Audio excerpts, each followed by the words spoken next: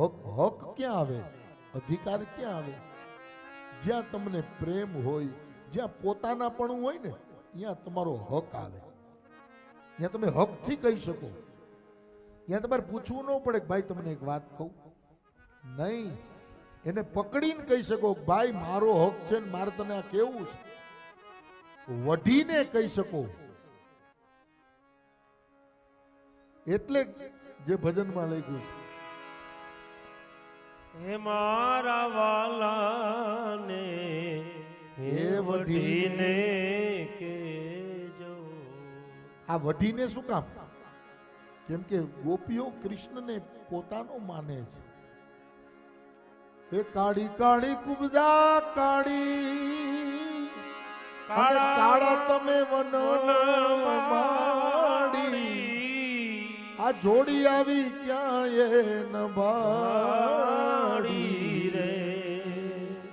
હે વઢાજી મારા વાલાને હે વઢીને કેજો.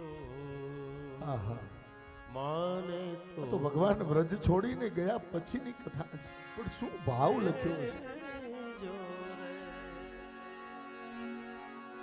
માનીતીને મેળે ગયા છો, ગોવાળોને ભૂલી ગયા છો.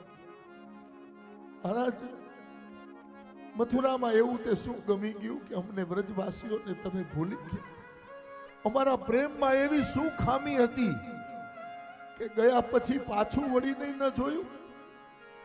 મહારાજ, એક વખત વિચાર ન કર્યો કે અમારું શું થશે? ઉદ્ધવજીને કહે છે કે એને કહેજો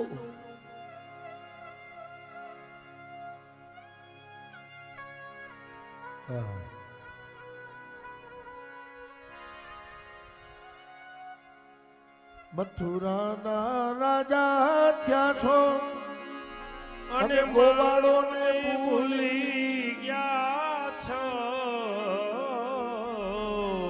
મથુરાના રાજા થયા છો અને ગોવાળોને ભૂલી ગયા છો. માનજીને મેં રે હે વઢાજી મારા વાલાને હે વઢીને કેજો. અને પાછું કહે છે કે માને તું મનાવી લેજો રે. ખાલી વઢીને કેજો એવું નથી કહેતા મારા કે વઢ્યા પછી